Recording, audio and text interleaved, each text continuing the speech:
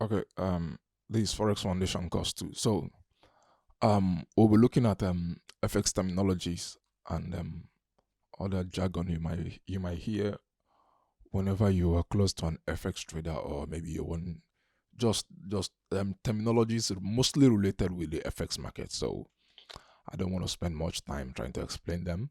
So firstly, we're looking at the ask and the bid prices. Let me I will leave a link to the PDF so you can just download and go through it.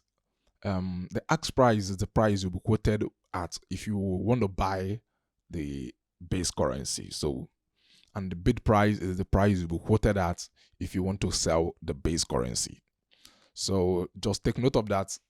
Um, it means for every €1 USD you want to buy, you will get the ask price, and for every €1 USD you want to sell, you will get the bid price. Forget about the theoretical aspect of it. We're going to go into the trading platform and we'll look at every concept I've explained here so far. So then we'll jump into the spread. The spread is the difference between the ask and the bid price. So when you subtract the bid price from the ask price, what you have is the spread. And the spread, it is the cost of conducting a transaction in the FX market. So you buy at the ask price and you close at the bid price. And spread can also be referred to as the participation cost. It is paid on every transaction conducted in the foreign exchange market. So we have the 4 and 5 digits quotation. Currently, we are using the 5 digit quotation with the exception of the yen pairs. Yeah, with the exception of the yen pairs. So I'm going to take us through how to calculate pips likewise, but we'll get to the chart. So I'll take us through how to calculate pips right on the chart. So I don't want you to be bothered with the volume of theoretical information you are seeing right here on your screen. So the measurement of lot, let's quickly go into lots. Lot is a measure of volume of a transaction in the foreign exchange market. So one lot means 100,000 units of the base currency. 0.1 lot means 10,000 units of the base currency, and 0.01 lot, which is micro lot, is 1,000 units of the base currency. So the first one, which is one lot, is referred to as a standard lot. 0.1 is referred to as a mini lot, and 0.01 is referred to as a micro lot. Please take note of it. Let me quickly put us through this instance before I face the next concept, which is leverage. So take for example on the 25th of May 2022, the price of €1 USD on the 25th of May 2022, the price of €1 USD is 1.09824. So that's the price of €1 USD on the 25th of March. On the 25th of March, the price of Euro USD is 1.09824. Therefore, look at what it means. It means for every one lot, you need 100,000 euros to get one USD. So let's quickly go what you see as the ask price. The ask price, which is 1.09824. It means to buy one lot, which is one standard lot, you need $109,824. And to get one mini lot, which is 0.1, you need $10,982. And to get 0.01, which is a micro lot, you need $1,908. Let me go over that again. For the standard lot, you need $109,824. For the mini lot, you need $10,982. And for the micro lots, you need $1,098. $1,098. So I'm just trying to run through this concept before I go into the chart, and we're gonna face with the live example of what it looks like on the trading platform. So leverage is the money your broker lends to you to conduct a transaction on the foreign exchange market. So take for example the example I have on this PDF I just organized. You are trying to trade 0.1 lot of Euro USD, which is $10,982, with a trading volume of you have a trading balance of $1,000, and we are using a leverage of 1:100. It means your broker will lend you 99% of the needed amount of money to run the transaction. So to trade 0.1 lot of Euro USD as at the 25th of March 2022. So take a note. Let me just highlight this. Okay. take note of this information. So as of the 25th of March 2022, to trade 0.1 lot, which is a mini lot of the Euro USD, you need $10,982 to trade it. Yes, to trade 1 mini lot of Euro USD on the 25th of March 2022, you need $10,982. But with the concept of leverage, your broker is going to give you 99% of the needed amount of money to run this transaction. Are you getting me? And the money your broker is going to give to you, it means you on a scale of ratio, so 99% of $10,982 is $10,872. And your money, which you'll be needing to conduct this transaction, that's what is required of you now to conduct this transaction, is $109.82. Are you seeing it? So we're still gonna get into it deep down when we move into the next when we face the trading platform. So at this point, with just $109, you can participate in the foreign exchange market. You can trade 0.1 lots of Euro USD with just $109, because the broker is giving you the rest $10,872. So let me quickly jump into the next concept, which is equity and margin. So take for example, if your account balance is $1,000 and you want to trade a mini lot of 0.1 on Euro USD, it means you are getting $10,982 from your broker, which means no, you are if you want to trade 0.1 lots of Euro USD, it means you'll be needing $10,982 to conduct the transaction, and your broker is going to be giving you 99% of the money, which is $10,872, and your money which is required of you now to conduct the transaction, which is going to be 1%, is just $109.82. Now that $109.82 that is required of you to conduct the transaction will be in your margin. Are you getting it?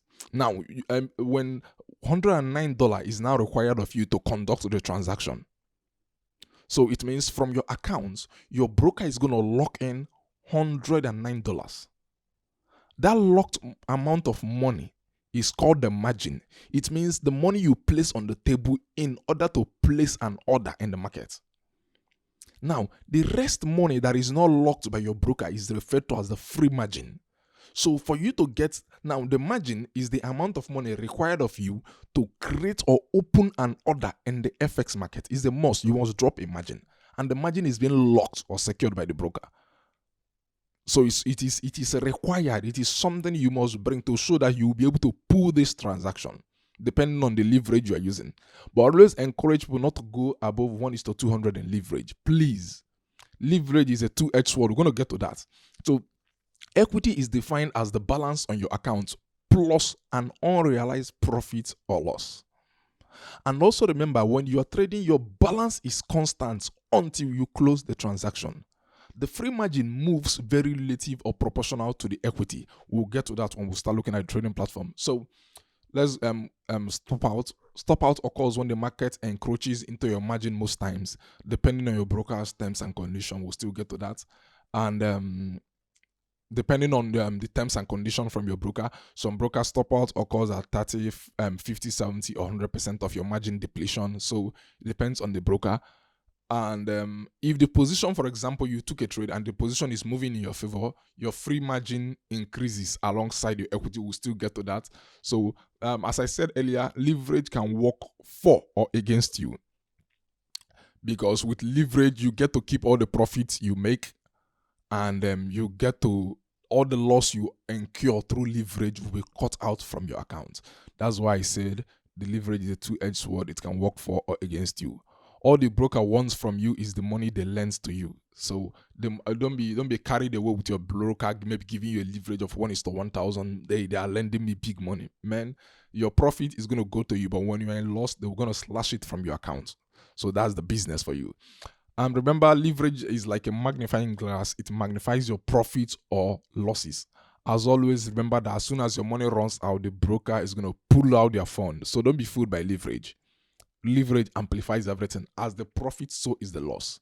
So let's quickly just look at stop loss and take profit. So take profit is an additional order to close your order when in profit at certain level of price. I will get to that when we start looking at the chart. It is embedded. It is embedding an extra order on your pre-existing or present order.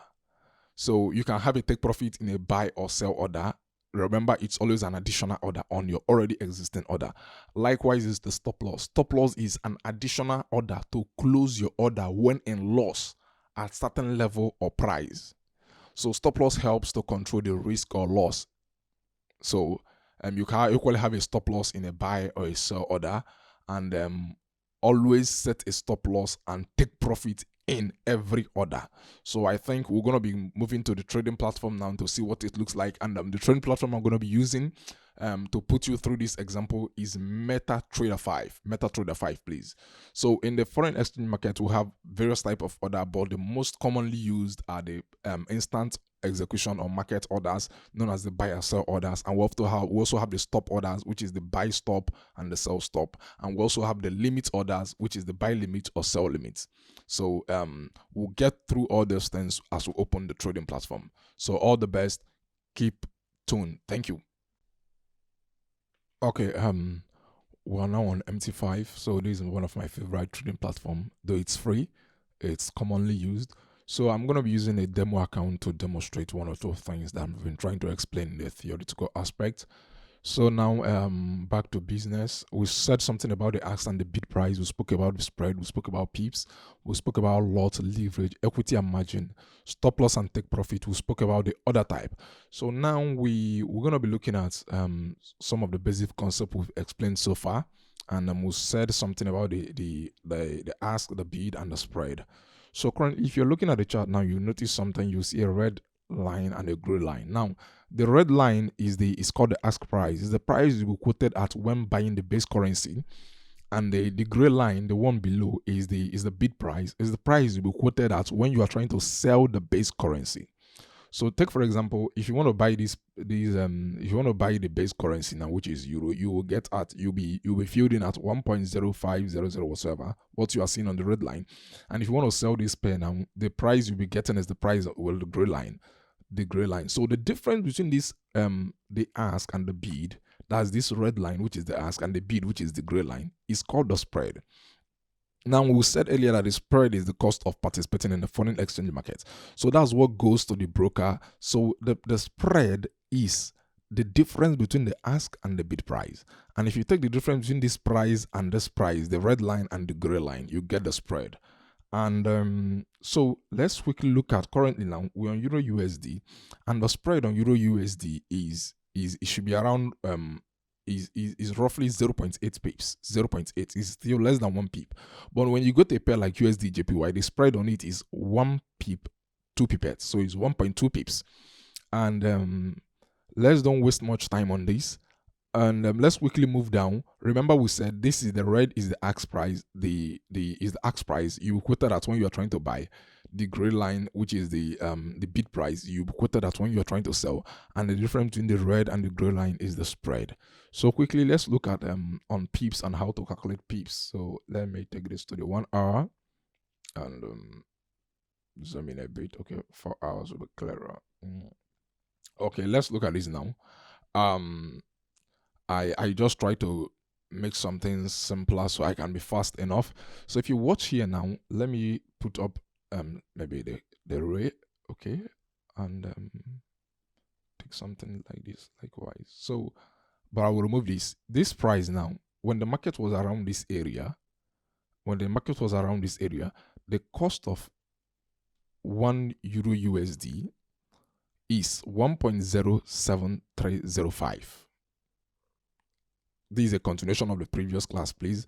So, and then when the market was around here, the cost of when the market was around here, what you get for 1 euro USD is 1.08501. So always look at the price by the right. So we said something about the calculation of pips. Now the price here that I moved the price here now, this point. Okay, let me take the crosshair. If you place the price here now, look at what you get, 1.08501. And if you bring that same crosshair here, you get 1.07305. Now, let me take, for example, if the price moved from this point, if the price moved from this point to this point, it's 119 pips. Or if the price had moved from this point here to this point, it's still 190 pips. Whether up or down, it's still 119 pips. So how do you calculate pips? For example, remember we said something about the 5-digit quotation and the 4-digit quotation. But popularly, what we have now is the 5-digit quotation. Everything is added at precision. After the decimal points here, you will see 1, 2, 3, 4, 5. So implication, when you subtract this from this, when you subtract this from this, what you are getting is 0.01196. Now, remember what I said to you? The last digit is the pipette. Are you getting it? And the one following it is the pip. So implication, what you have here is 119 pips. 119 pips. 119 pips. Remove your eye from this last one. 119 pips. So a very easy way now to calculate pips is maybe when you are using something like a PC, you click on this crosshair. If you look at it, you'll see it's written crosshair. You click on this crosshair and you drag the price from a given point to where you want to measure. So let me say now the movement from here to here, you will see something now on your screen. You will see 2582 points. Now, when you remove the last one, which is the points, it means 258 pips. So the digit you were getting with the crosshair is going to be in the points, but you always learn to remove the last digit when you are measuring pips with crosshair. And when you remove the last digit with a crosshair, it gives you pip. Now, if we are trying to measure from here, from this point to this point, now what are we getting? We are getting 1600. So we remove the last digit, it becomes 160 pips. Now let's measure again. Let's say from here to here, we have 1379. We remove the last digit and we have 137 pips. So 137 pips.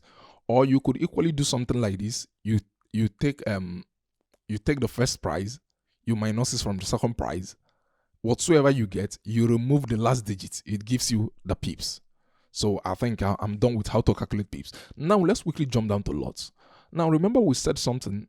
When you placed an order in the foreign exchange market and your lot size is one standard lot, it means a pip movement on a constant of 10, a pip movement is equal to $10. And when you're using 0.1 minute lots, it means a pip movement will be equal to $1. And when you're using the micro lot, which is 0.01, it means a pip movement will be equal to $0.1. Are you getting me? So let me quickly go to other types, and this is where you see volume. Under the volume, this is where you fill in the lot size you want. Now, if I filled in something like one volume, which is roughly one standard lot, it means a pip movement in this market will be equal to $10. And when I fill in 0 points, let me take for example 0.1, it means a pip movement will be equal to $1. And when I fill in something like 0.01, a pip movement will be equal to $0.1. So if the market moves, for example, 30 pips with a one standard lot, you just do 10 times 30, that's 300 pips. If the market moves 30 pips with a 1 minute lot, you just do 1 times 30 pips movement. 1 times 30 pips movement, that's $30. And if the market moves, let me say 30 pips on a 0.01, you do 1 times 0. Let me move this up so I don't confuse you. If the market moves 30 pip with this micro lot, you do 30 times 0.1. Okay, let me just add it to this so it will be a bit clearer for you guys. A 30 pip movement, for example, is gonna be okay. Let me create something fresh.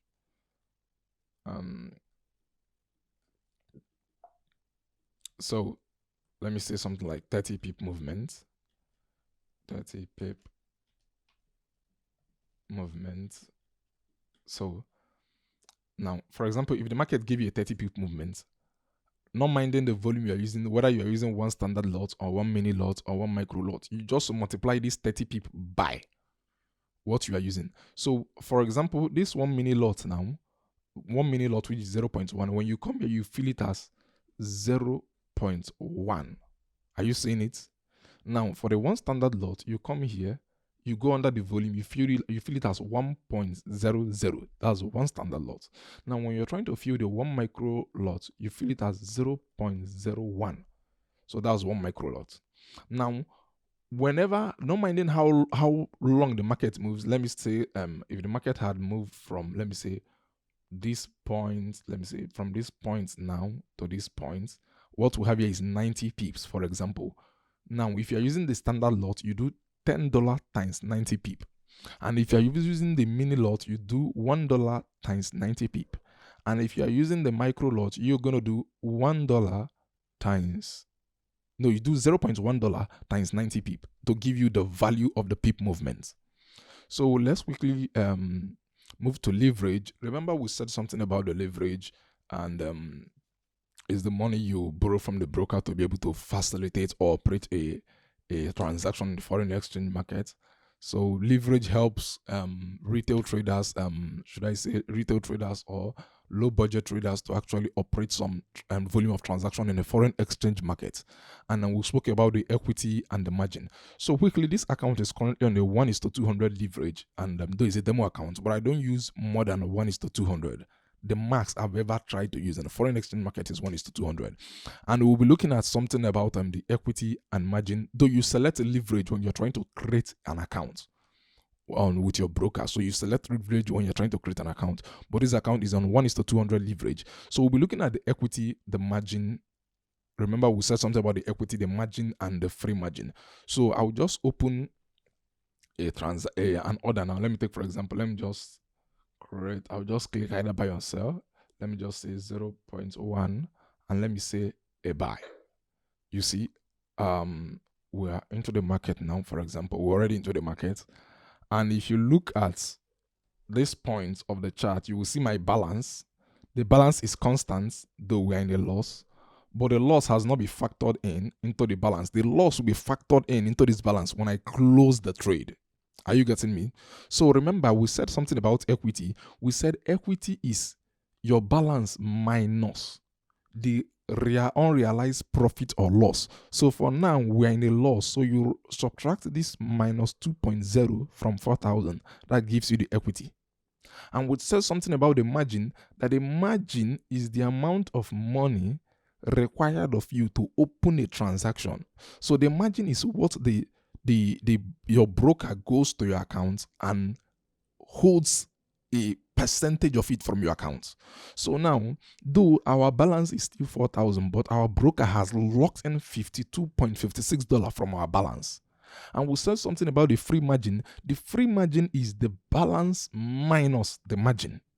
So we still have $3,945 to still use in the trade, to still use to enter another trade. Are you getting me? So if I open another trade now, you notice something. Let me just jump to something like USD JPY and let me create a sell.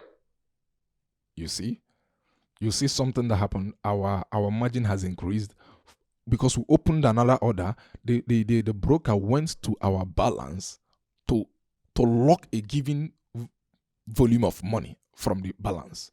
And if you watch, as I said earlier, the balance will not be shaken until we close this trade. So with the moment we close this trade, it will reflect on our balance. And this equity is the sum of, is like when you try to factor in the realized or unrealized profits or loss into your balance, it gives you equity. So when you subtract 1.54 from 4,000, it's going to give you this. So let me quickly remember on the calculation of pips. Okay, I even did something here. If you subtract this price of the market here from this price of the market here, it's going to give you, this is a 129.897 minus 128.899. It's going to give you 0.998. Now, this is under the M pair, please. This is under the M pairs. Remember what I told you. I said, when you get the value, always learn to remove the last digit. Now, when you subtract this from this, it gives you 0.998. Implication, remove the last one, that is which is the pipette or point, it gives you pips. So what we have here is 99 pips. Forget about the last one. The last one is pipette or points. So now that we have spoken about this equity, leverage, and margin, so let's go to something like stop loss and take profit. Remember, we said something that stop loss is an additional order on your already existing order, and take profit is equally an additional order on your already existing order. Now, stop loss is an additional order to close your order when in loss at certain level of price. So stop loss helps us to control the risk or loss. And we said take profit is equally an additional order to close your order when in profit at certain level of price. It is embedding an extra order on your pre-existing or present order. So let's take, for example, on this very trade now, if I want to place a stop loss now, I'm going to pull it down. Let me say, okay, let me approve one-click trading. If I want to put in a stop loss now, I'm just going to pull it down. If you watch, okay, I'm on a sell now. This USD JPY, right? Okay, I'm on a sell. So since I'm on a sell, when I pull it down, this is my take profits. And when I pull it up, this is my stop loss. Or you could equally come to this very point. Take, for example, under the Euro USD, let me place, you could come here, this is MT5. Under the Euro USD, you click modify order. So under the modify order, you put your order, maybe stop loss or take profit. Stop loss means, for example, let me explain this thing using the Euro USD. Take, for example, I want to take my profit somewhere at this range. Let me say 1.05885. So I'll come here to modify the order. I will just click modify order. So 1.05885. So it means when the market comes here, I'm going to take away my profits. And let me place a stop loss beneath it. I have 1.04905. So let me say my stop loss is 1.04905. So this is my stop loss likewise. So it means if the market moves, since I'm trying to buy, if the market moves below or gets to this point, my order should be closed. I've accepted it to be a loss. And since I'm buying, and if the market moves to this very point, it means my prediction was right, or my speculation was right. So I lock in the profit and I will exit from the trade. Are you getting it? So the same thing, maybe when you are in a sell, for example, your take profit should be below and your stop loss should be above when you are trying to sell. Now, when you are trying to buy, your take profit should be above and your stop loss below. Take note again. When you are trying to sell, your stop loss, okay, let me take the buy again. When you're trying to buy, your take profit will be above and your stop loss below. Look here, you'll see something SL, which is a stop loss, take profit TP. So take profit is the point at which you exit the order with your profit, and stop loss is the point at which you exit your order with a loss, owing that your speculation was wrong and the market is actually going against you. Now, when you are trying to sell, for example, your take profit should be beneath. When you're trying to sell, your take profit should be beneath and your stop loss should be above. So when you look at this thing now, the blue one means is in profit and the red one means is in loss. So let's quickly look at other types you're going to find in the foreign exchange market. I got this image from Google. If you watch, so there are types of order you're going to meet in the market. You meet the market execution, stop orders. Under the stop orders, we have the buy stop and the sell stop, and we have the limit orders. We have the buy limit and the sell limit. So under this buy stop order, what does it mean? It's the buy stop order is an order placed above price. That means when price gets into the order, it should be executed. And sell order is an order placed below price. That means if price keeps falling and fall into that order, it should be executed at that price. Now, buy limit is an order placed below price, and price then goes down into it and picks it up. While sell limit is an order placed above price, the price goes into it and then picks it up and go down. So let's jump into the MT5 and let's look at something there now. Okay, we spoke about the types of order. You have the market execution. So let's quickly go to new order. under market execution, if I click sell or buy now, you see market execution, I'm already into the trade. If I click buy now, market execution, I'm already into the trade. So in terms of buy stop order, if you come here under new order, you look for market type of order, you see market execution, then you click on pending order. If you click a buy stop or a sell stop, you notice something. Buy stop simply means if the market is here, if the market is on this line now, I place my order here. It means the market should just move and take me into the trade and keep going. Then sell stop means if I speculate that the market is coming down, I place my order here. The market will just fall into my order and get me into the market and we roll down. I don't know if you're getting me. So, but when you are trying to use something like a limit order means since the market is going up, I will place my order below the price. The market will fall into my order and pick me up for a buy limit. And for a sell limit, I place my order above price. Market will go into it, pick me up, and still go down. So let me take you back into this chart now. You see something? Buy stop is on a straight line. The market will just move, take you into it, and be going up. That's for a buy stop. For a sell stop, it will just fall into order and take you alongside. But for a buy limit, you place your order below the current price, that the market will fall into the order, pick you up, and go up. Now, for a sell limit, you place your order above price. The market will go into it, pick your order, and go down. So I strongly believe that I've been able to do one or two justice to some of all these basic concepts, and this is just for remember, it was simply an illustration. So I've closed all that. It was just for illustration. So if you still have maybe any confusion with any of these, you still let me know. I will do my best to break it down. Just gets to my attention what you don't actually understand. Remember, we said the types of common orders in the market. Market execution, you are executed straight up into the market. Then we have the stop orders. Stop orders is you place your order in the way of the market. The market just goes into it and take you along.